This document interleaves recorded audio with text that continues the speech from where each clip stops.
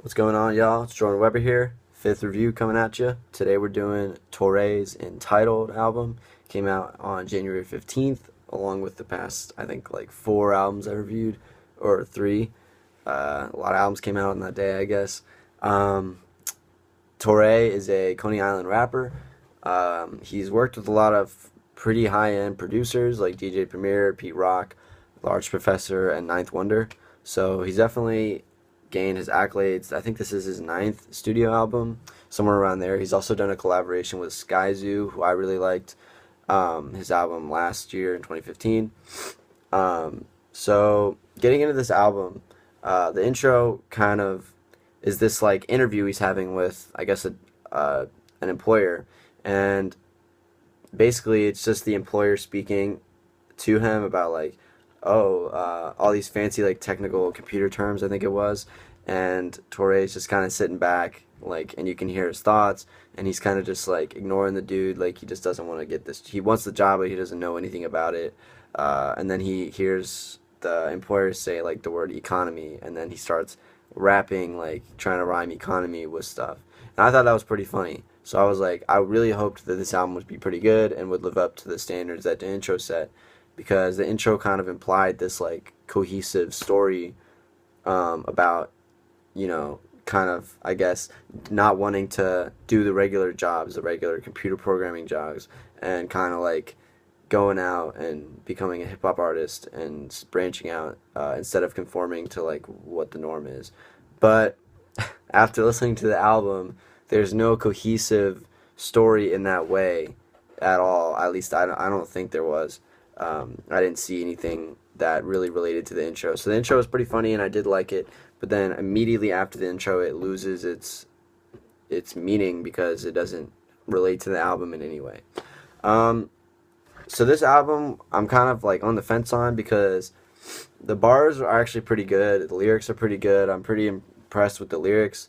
The problem with that I have with this album is more. It's definitely more of a production problem I have with it, but also the flow is really, it gets kind of stale. But mainly because the flow doesn't change much, and it would be fine, but the production doesn't change either. So those two things combined make it a pretty stale album for the most part. He actually sounds a lot like Papoose, a lot like him. Like I thought it was actually him, and I had to make sure that Papoose didn't change his name from last year till this year, to like from Papoose to Torae. So I had to make sure there were two different people. Um, he sounds a lot like Papoose, not in a way that I think he's trying to like mock him, or because I think they're both from New York, so that is understandable. But he sounds, it's uncanny, the similarities between their voices. But I mean, that's just whatever. Um, so getting into this album, the production is good for the most part. Like each individual beat is fine, but the beats get extremely stale, and I think it's mainly because the producer on here, who's, I think, like, he produced the most tracks. His name is Praise. If you haven't heard him, I think you should listen to Superstition's Gold Standard album from 2015. That was not an album that I liked at all, mainly because the production was stale, and mainly because most of those songs were produced by Praise. Literally every Praise song sounds the same. Every Praise beat sounds the same. I think he even uses the same sample or very, very similar samples in two of the songs in this album. So he has just become one of my least favorite producers. Each individual beat is fine. It's very hard hitting. It's very kind of like pump up music for a basketball or football game. But as a project and as a collective album, it gets extremely stale in the same way that it got stale for the Gold Standard album, last year, for Superstition's album. And this album, I would argue, is even worse than that one was. It's just, they like, from that album to this album, they all sound the same. Like there's no difference between any of the albums, between any of the songs on either of those albums. So those songs, in case you want to know, are Imperial Sound, which is the first track after the intro, Real, Together, and What's Love. Yeah, the production, it gets incredibly stale. Even producers that weren't praised, even other beats, they often got stale too. They just weren't very. They were definitely like old school hip hop, and I can appreciate them. But as a project, I have to look into it as a project, and as a project, the beats got old and very they lacked variety significantly to the point where the album mixed with the lack of a change of flow just made the album pretty stale to me. Other things about this album, the shoutro. So some artists do like an outro. Like I know J. Cole did one on 2014 Forest Hills. Um, they do like an outro where they just kind of talk and they just like shout people out that worked in the album, or they do whatever. This one wasn't as long as J. Cole's because I did listen to J. Cole's whole outro.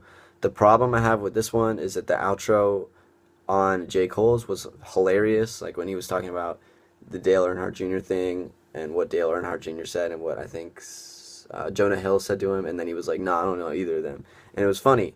This one is not funny, and it's not. It's supposed to be funny, but it's so boring because all he does is shout people out, and I get that, but it just goes on way too long, and it even on the bonus, like he basically goes through each track of the album and explains like who he wants to thank for each of those songs and who produced it, who featured on it, and he actually there's a deluxe edition I guess of this album which is the one I listened to, and there's two tracks after the outro.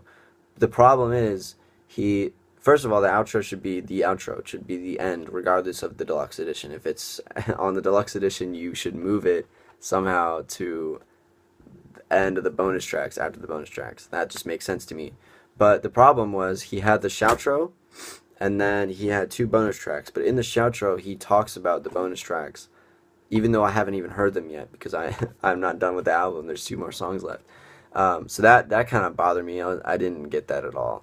And the features here weren't bad, except for one feature was a trumpet feature in the first song. And if you watched my Anderson .Paak Malibu review, you know that I'm a trumpet player. And this guy's name is Sean Taylor.